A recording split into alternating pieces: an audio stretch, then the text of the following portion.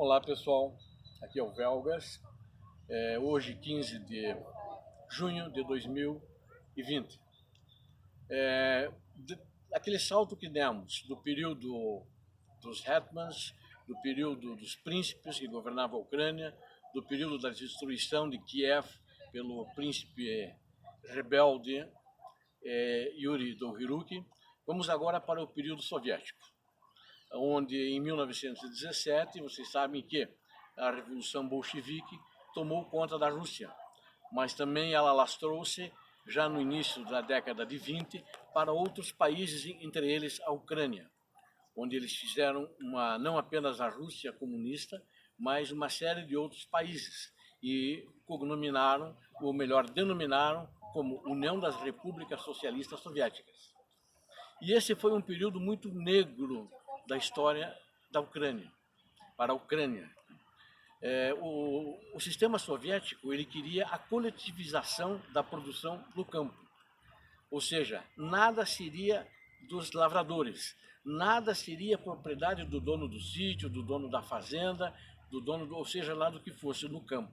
Tudo deveria ser do Estado. E o Estado deveria planejar centralizadamente, dizer o que eles deveriam produzir, para onde iria a comida, e houve uma resistência por parte dos agricultores ucranianos, que nunca trabalhavam assim, não concordavam. Não eram grandes propriedades, não eram grandes fazendas, mas eles sempre trabalhavam no sistema de planta, colhe, deixa um pouco para o plantio, ou seja, as sementes para o plantio, para o consumo e o excedente vende. Bom, nisso não estava de acordo com o sistema soviético. E os agricultores ucranianos resistiram. Foi a maior resistência que teve na Rússia desse sistema contra o sistema soviético. Aí o Stalin mandou emissários de Moscou para investigarem a situação, que sugeriram a ele de forma deliberada, o Stalin concordou, assinou embaixo, ou seja, eles fizeram uma morte planejada de todos os agricultores. Né? Eles tiraram toda a comida, isso era o início do inverno de 1932, durou até o início da primavera de 1933, lá para abril, maio, ou seja, quase 6 meses de sofrimento. Eles retiraram toda a comida, todo o excedente, eles retiraram tudo aquilo que ia ser usado para o novo plantio e retiraram também aquilo que era do sustento para os agricultores. Não deixaram nem para o sustento. Eles queriam dar o exemplo para toda a União Soviética. E para isso mataram 10 milhões de ucranianos. Mataram, acho que é um termo muito fraco. Eles assassinaram, fizeram um genocídio de 10 milhões de ucranianos. Homens, mulheres, crianças, né? Crianças de todas as idades. As pessoas morriam de fome. Esse foi o maior desastre que Stalin fez para a Ucrânia. E eu diria, um desastre contra a humanidade. Esse foi um crime contra a lesa humanidade, que nunca foi julgado. E negam-se a julgar, e o próprio governo russo diz hoje, não temos nada a ver com isso, não temos nada a ver com isso, mas ainda exaltam Stalin e os seus feitos durante a Segunda Guerra Mundial. Isso é muito lamentável. Isso é praticamente o culto à morte, o culto ao demônio, o culto a Satanás, do meu ponto de vista. Quando esse sistema comunista, tal como foi o sujo sistema nazista, o sistema comunista deveria ser julgado.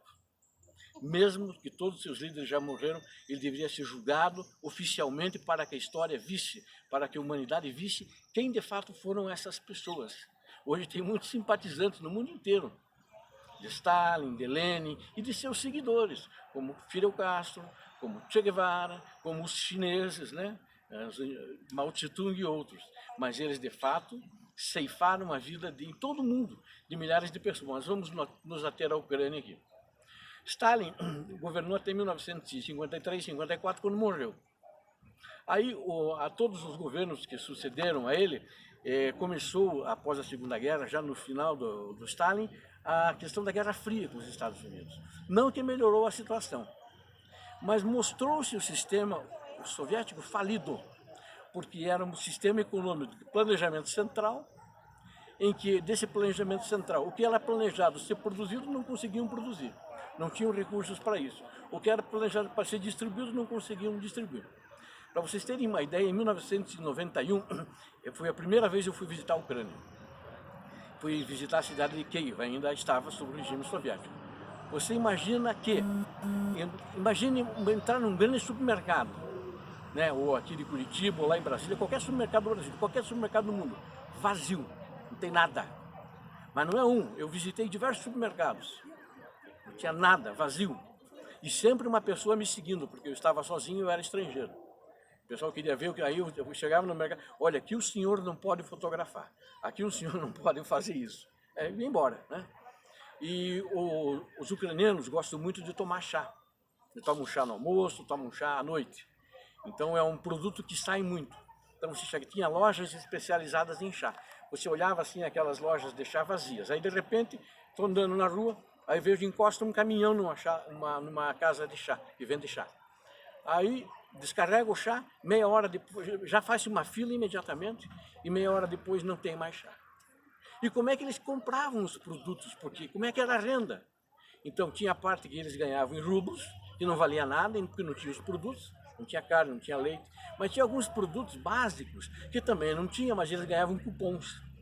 Né? Cupons que acho que poderiam ser falsificados. Eu ganhei alguns cupons também na época, ou seja, um cupom que vale 1 litro de leite, um cupom que vale meio quilo de carne, assim que funcionava o sistema, ou seja, é um sistema muito pobre, né? É um sistema muito pobre. E tem gente que ainda sonha com esse sistema, inclusive aqui no Brasil. Na Venezuela está assim. Imagine, querem seguir, implantar um modelo cubano, que o modelo cubano é uma cópia do modelo soviético. Eles sempre foram um protetorado soviético. Então isso não cabe na realidade de hoje, não cabe na realidade de nunca, porque já há muitos anos atrás esse modelo faliu, esse modelo já nasceu falido, né? E como é que era a relação geopolítica do Brasil com a Ucrânia na época? Não tinha, né? Porque nós tínhamos muitos imigrantes que vieram até no fim dos anos 1800, começaram a vir, e terminaram de vir mais ou menos 1928, vieram os últimos.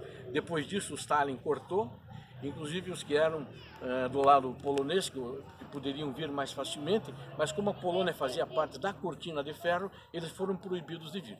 Então quem veio até 1928 veio. Quem não veio, veio só depois da Segunda Guerra, que eles ficaram em campos de refugiados na guerra, né? Muitos campos na Alemanha, e de lá eles conseguiram vir embora para o Brasil, outros foram embora para os Estados Unidos e demais países. Então a nossa maior imigração hoje é a que veio no início do século passado, né? Agora, a relação que o Brasil tinha era uma relação formal com a Rússia, ou seja, tinha uma embaixada lá em Moscou, só isso. Fora disso não tinha mais nada. Depois, quando houve a independência, aí sim, quando houve a independência, aí o Brasil instalou uma embaixada e começou o relacionamento que eu vou abordar no próximo vídeo. Como é que foi esse relacionamento, o que foi feito. Agora eu quero destacar aqui como é que foi essa independência. O modelo econômico fracassou e tinha muitos ricos corruptos que eram do establishment, eram da nomenclatura soviética, tanto na Ucrânia, na Bielorrússia, como na Rússia, etc.